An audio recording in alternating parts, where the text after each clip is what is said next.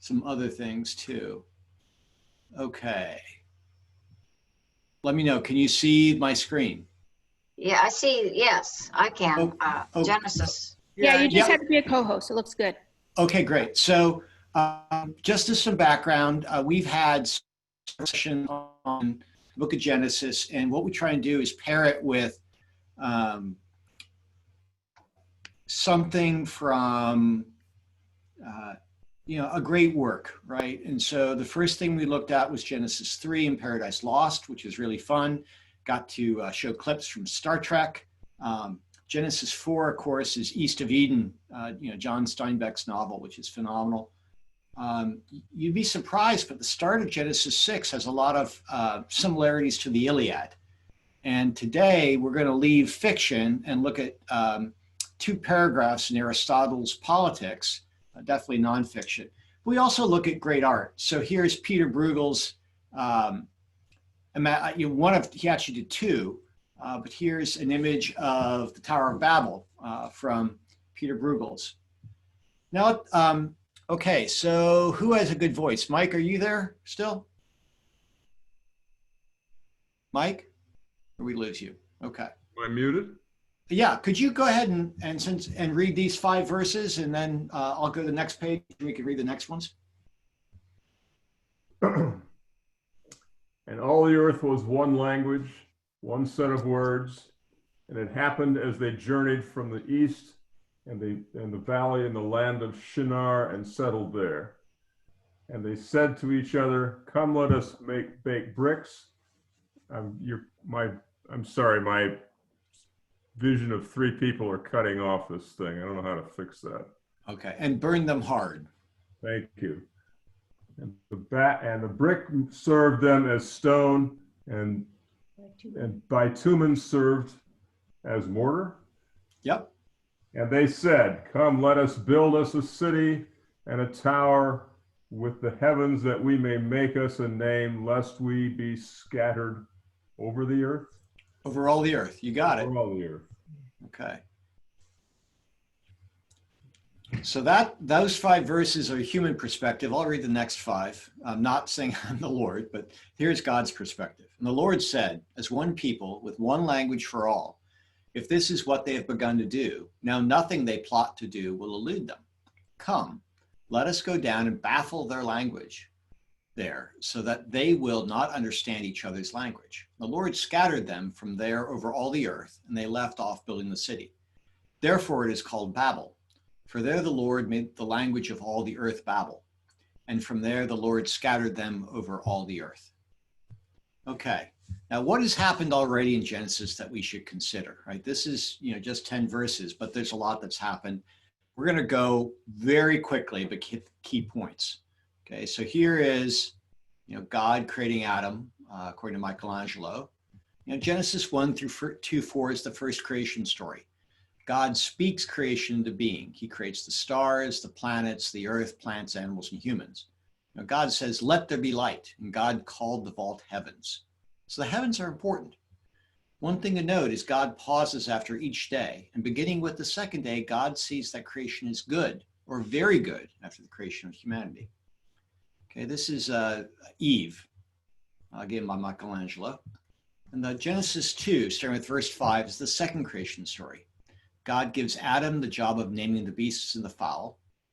He also says it's not good for the human, which is Adam, to be alone. So God creates woman. She is described as the sustainer. And we talked about this 4th bull a lot when we looked at Genesis 6 and compared it to the Iliad. But women are described as meat. That's a good term. It means fitting or apt, right? Built for purpose, good at what they're supposed to do, to be a partner to men. But the word often just translated as help is a military term. It could be used to describe how the infantry or artillery could help the cavalry. The key point here is that Eve in Genesis 2 is co-equal with Adam, right? And when we come to Genesis 6, which we'll touch on briefly again, it's important to remember that, because it's where humanity gets itself in trouble. However, Genesis 3, things don't work out. Here we have text from John Milton's Paradise Lost and William Blake. You can see Eve having a conversation with the serpent. Eve's tempted by the serpent. She and Adam eat the fruit. Consciousness has its consequences, right? Foresight. Adam, in particular, looks ahead, sees a time when he and his family might be hungry, so has to work the ground to raise crops, right? Okay, now Genesis 4, the fall, and John Steinbeck's novel East of Eden. John kept a journal of when he wrote East of Eden, and in it he wrote, if you take the fall along with the story of Cain and Abel, you have the total of the psychic troubles that can happen to a human. What a wonderful book. Sorry. So short summary of Cain and Abel. Cain is envious that Abel's sacrifice was regarded by God and his was not. God tells Cain that sin crouches at the tent flap, but Cain may rule over it. And this is the translation of the word timshel, which is key in East of Eden, as we found. But Cain does not rule over sin and kills Abel. We then, a few verses later, have Cain's descendant Lamech boasting to his wives. Okay, we've got a problem there already, about killing a young man. Doesn't this sound like he's making a name for himself? And if this doesn't, cause you to think about David and Bathsheba, where, sin goes together, it should, right? Because we see here Lamech murdering, boasting, and to his plural wives, multiple wives, right? Which is not the intent. Okay, so now we have the third creation story, Genesis 5. And this is the list of Adam's generations. It's a long list of begats, and it's where Enoch is taken to walk with God. When you in your Genesis, and you see a long list of begats, that's a transition mark. It's like, where it goes from book 1 to book 2 in a book. Pay attention to those and look for the stories within the list. A few things to note. Noah is the first child born after Adam dies. So if you count up all the years Adam lives when everyone else is born, Noah's the first to be born after Adam dies.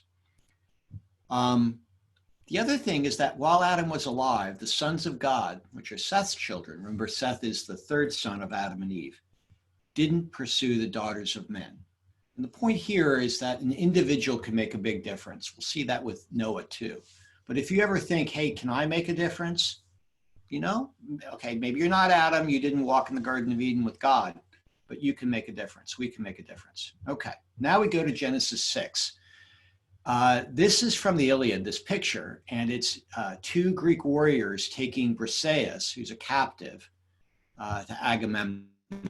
And the point here is that, we may mythologize the heroic age, but the heroic age wasn't that great, right? In the heroic age, the sons of God desire the daughters of men and take them as wives however they chose. And let's be clear, the verb for to take is not a polite verb, right?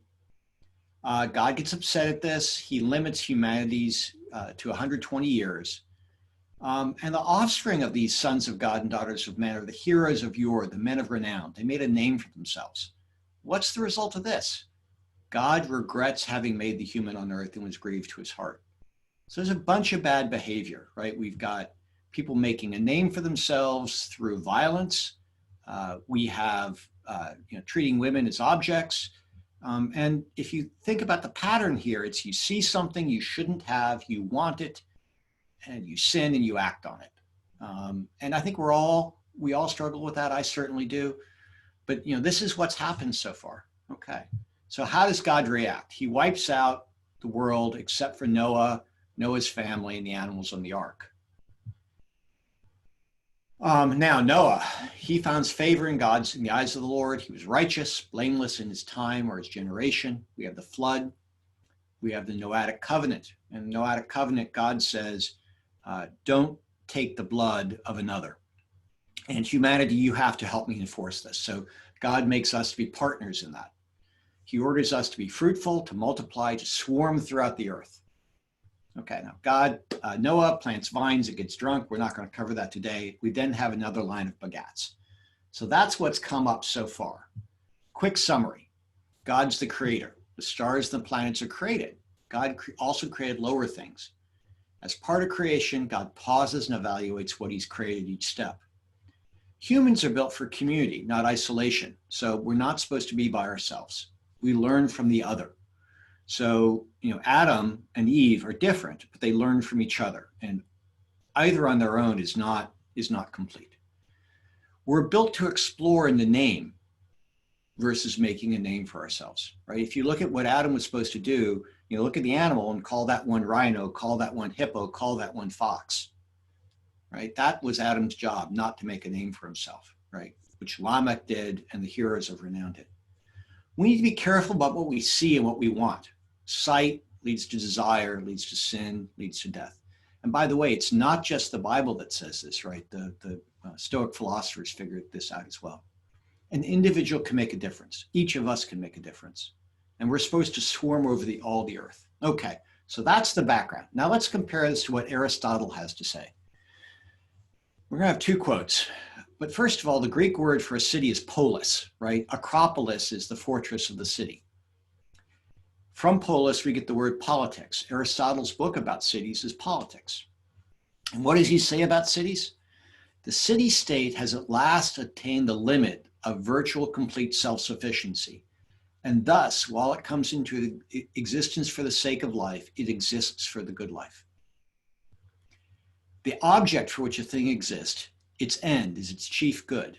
And self-sufficiency is an end and a chief good. So this is Aristotle's opinion about a city. Now, I don't want anyone to think that what the Greeks thought meant the Babylonians or the Egyptians, the Canaanites saw this. Those are the three cultures that Genesis deals with, in addition to the Abram and Sarai and their families. But it's a pretty stark difference from what God says humanity's supposed to do, right? Here we have the city-state is to attain self-sufficiency, right? And when you look at the Greek concept of a city-state or the Babylonian, it wasn't just the city surrounded by the walls, right? It was also the surrounding territory. When Seattle came into existence, we thought of Alaska as part of our city, right, to a large degree. Our fishing fleet much of the Alaska fishing fleet is still based in Seattle. A lot of the banking for Alaska is still done in Seattle. Alaska Airlines, which covers most of Alaska, is based in Seattle. That's a good example of what the city looks like. Okay, so let's go back and look at this again. We're going to compare the first 5 verses to the second 5. So this is humanity. And they're looking at this and they're saying, let us bake bricks and burn them hard. Okay, bricks is stone, bitumen is mortar. Let's build a city, a tower with its top in the heavens, that we may make us a name, lest we be scattered over all the earth. So right away we see, okay, they're looking at the heavens, right? They're making a name. They're not naming the animals. They're not scattered. Their focus is only in one direction. Now we know from archaeology that the Babylonians viewed the heavens as divine. In fact, the name Babel probably means gateway to the heavens, right? So this tower was seen as a gateway to the heavens. God's perspective is nothing they plot to do will elude them. So, and they're not doing what they're supposed to do, right? They're not scattering. They're not paying attention to all the earth. They're not naming the animals. They're in one place doing other things. So let's look at this. And I know I'm moving very quickly, but I want to get through 5 more slides and discuss. Genesis can be considered a manual for raising future generations. It has positive and negative examples. What can we learn from this narrative? So there's some problems in Babel. They're self-sufficient to the point they can build a tower. The tower, does that really help them? I mean, do they need it to grow crops? Do they need it to raise livestock? No. They're rushing from one step to another. They're not pausing and thinking. They're looking just up to the heavens. They're trying to make a name for themselves, and they're directly disobedient. They don't want to be scattered over the earth, which is what God had commanded them to do. A lot of this is a question of identity, the way I look at it. Our identity and our mission should come from relationships.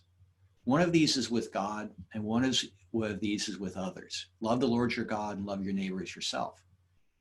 We're supposed to bear our own load, but we're also supposed to bear one another's burdens. If we're self-sufficient, are we reaching out and helping to bear others' loads? are we offering to others to help them bear our loads, right?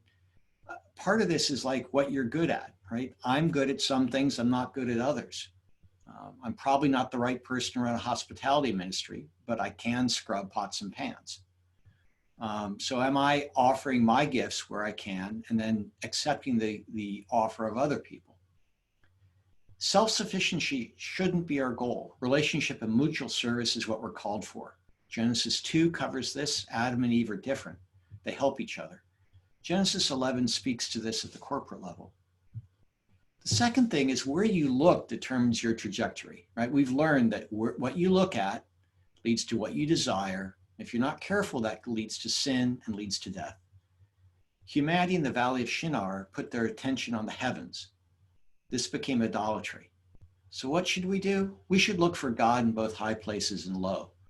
You know, Carl Jung said, and this is a quote from Jewish rabbis, you do not see God because you do not bow low enough. Are we bowing low or are we only looking up or in one direction? So we have to look many places to see God. The third thing is, are we pausing and are we evaluating? God paused in the middle of creation. He evaluated what he created and found it to be good. Humanity did not do that, right? They baked bricks. They built a city. They built a tower. Why is it important to pause? Well, if we evaluate what we're doing and we pause, sometimes we'll find that what we've built or what we've created isn't good. And we have to maybe start over or find a better path. But if we rush forward from step 1 to step 2 to step 3, it might be step 1 was fine, but steps 2 and 3 weren't. So maybe we should pause and evaluate. So what do I think, what does the story tell us that we should do? We should live in community, but also explore. We should encounter the other. We should learn from other people. We should pause and evaluate our plans between steps. We should seek God in all things, not just the exalted things in the heavens, right? We should name what we discover, but not make a name for ourselves. And we should obey God's commands to love the Lord your God and love your neighbor as yourself. So in 28 minutes, that's 10 verses and quite a summary. And I would love discussion. I apologize for moving so quickly, but we didn't have as much, there's a lot to cover there. So any questions, comments, or anyone else have something to say?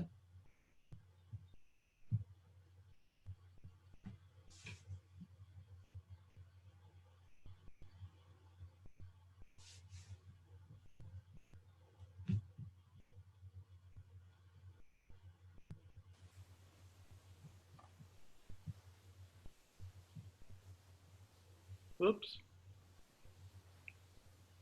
Oh, the first, I did something, and I don't know if I'm there or not. We can hear you. Please continue. Well, on the slide that you had, it's the question of, it was the verb or what should we do versus what do we do?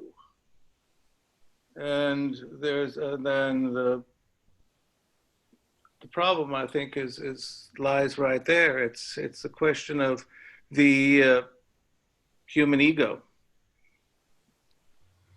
and which is the stumbling block that I think that we face in all of this. That's a good point. I would agree.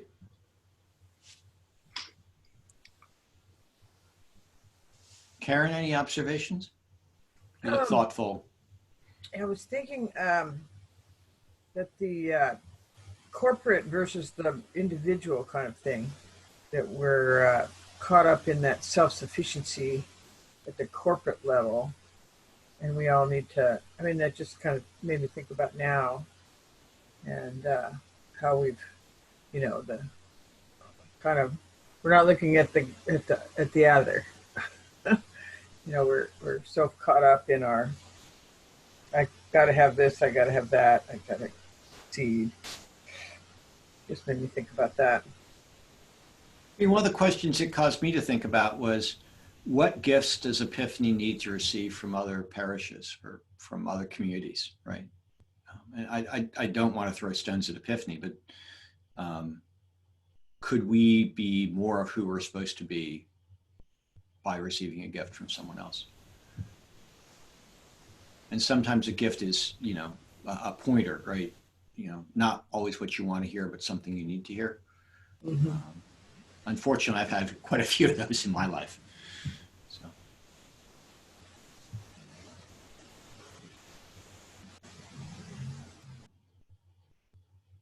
Gary and Liz, anything for you guys?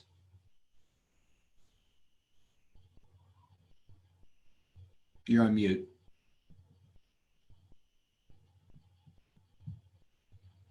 Carrie, anything from you while you walk? Where to begin, right? That's what's going through my mind. I've been thinking a lot about what gifts can I offer at this point in my life. That's been a big theme for me in the past, I would say, year at least. So this is speaking to me in an interesting way. We spend so much of our life building skills, and then we get to this age, and gosh, not only do we have skills, we have experience, we have all these things, and it gets more difficult to find an application for those things. And we've kind of shed our need to build, you know, reputation or self or name, you know. So I'm kind of in that place of, you know, what can I do now?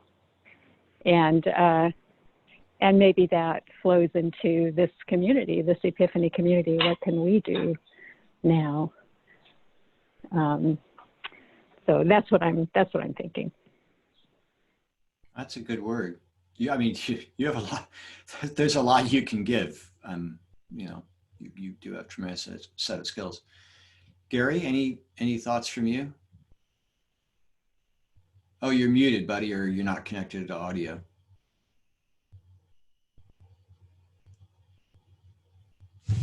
Okay, there. Okay, try it now, Gary. Okay. Now I'm on a different.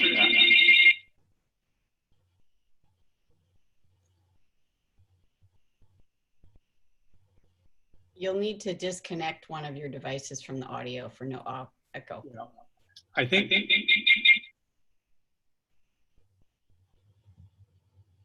Well, while Gary figures that out, anyone else have anything to add? Kim or Margot or anyone?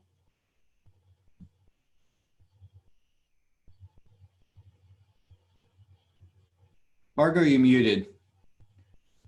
Yeah, can you hear Tim now? He had something. Gary might want to, if he's got another computer going, if he turns that off, you shouldn't have that echo. Depending on which device it is, there's ways to disconnect the audio from one of the devices. And it's either the controls in the microphone or the 3 dots on another device.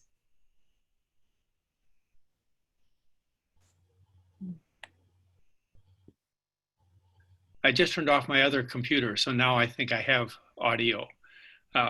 We use our desktop when Liz and I are both doing it because it's bigger and we can listen, but I don't have any audio or video on that, or a microphone or camera. So I just switched to my laptop.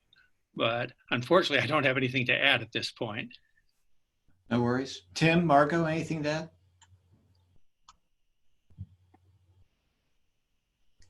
You muted yourselves again, Margot. Okay. We've been in a great book group for years and years and read a lot of this, but it was hard to absorb, but makes me want to go back because it pertains to a lot of what you've said. What could I do to make it easier to absorb? I think if you could spend a little more time. I mean, maybe we just don't have the time, but I thought it was a great talk. And Well, I would love to spend more time. I will have to think about maybe doing less, Yeah, moving yeah. slower. Food for thought, right? Right.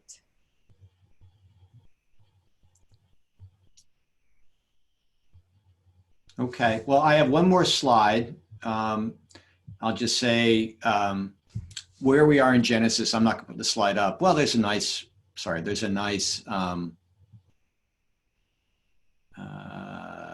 icon.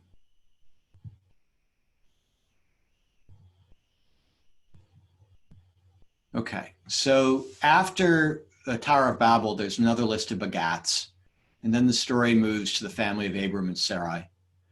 Again, these begats mark key transitions, and look within the begats for stories. So within one list, there's the story of Enoch that we covered earlier. That's Genesis 5. Within another, there's the story of Nimrod, the mighty hunter. That's later. But after that, it switches to the story of Abram and Sarai. And I'll talk to Ruth Ann about whether we want to move forward, and if we do, how we move so at a better pace, as Margot and Tim have pointed out. So anyway, that's all I have for this morning, and point taken. Maybe move a little slower. 26 minutes, 10 verses doesn't sound like unreasonable, but there's a lot to unpack in those 10 verses. Thank you. So it's very interesting. It seems like a really good compact area of the Bible. And it so many times, because I'm so new at this, I wish the rest of the Bible was a little more understandable, anyway. The thing is that I find Genesis really yields a lot if you read it not 10 verses here, 10 verses there, but say sort of what's the arc, right? Genesis 1 and 2 set up 3, and 3 and 4 together are just so powerful. And then after that, it's how do various ways things go bad. But if you look at them individually, you miss things, and there's just a few verses that talk about the heroic age, but that's immediately, what immediately comes before the flood. And so, why did the flood happen, right? And part of me wonders that the church didn't talk about that because, so much of society was, supporting the heroic age, right? We all love to read the Iliad. It's a wonderful story, but the behavior in the Iliad is not particularly very good, right? And the Iliad opens with, Apollo putting a plague on the Greeks because they had stolen the daughter of his priest. So the God of the Old Testament is not the only God who gets upset when, there's bad behavior like that. But, quote, heroic behavior is violent. Doesn't mean all heroes are violent, but the Iliad is certainly violent. And if you look at why, his wife and mother asked him not to go back out to the battlefield, and he basically said, my identity is in warfare. And I'm not trying to criticize the military. I'm just saying, there are problems with that, if that's where you get your identity. And I think a lot of Genesis, there's a lot that's revealed when you look at it in that arc and say, where did we start? Humanity, Genesis 1, Genesis 2, and where did we end up? Here we are with a shortened lifespan, humanity almost wiped out. But then we're told, hey, help enforce the rule of not one person killing another, right?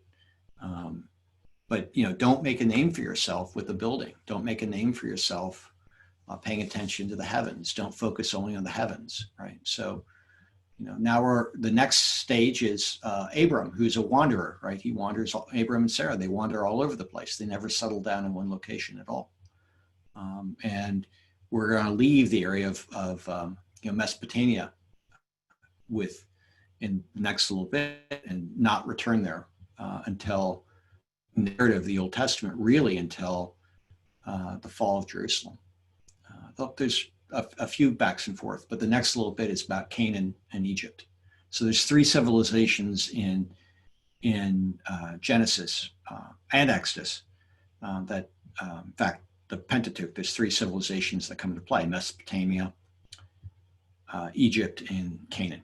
And so we're almost done with Mesopotamia. Anyway, Ruth Ann, it's 11 o'clock. I promised I'd be done by then. So thank you again for the forum, and y'all come back for C.S. Lewis next week, The Silver Chair. Thank you. Bye-bye. Thank you so much. And when do you come back? Well, that's up to Ruth Ann. Oh, okay. Well, we hope soon as possible. So thank you, Karen, for that question, because now Tom can hear that we need him to come back. And Yes. Okay, well, it's Abram and Sarah. So all when right, you come back. excellent. Okay. So good. Bye. Take good care, all. I'm going to reread it.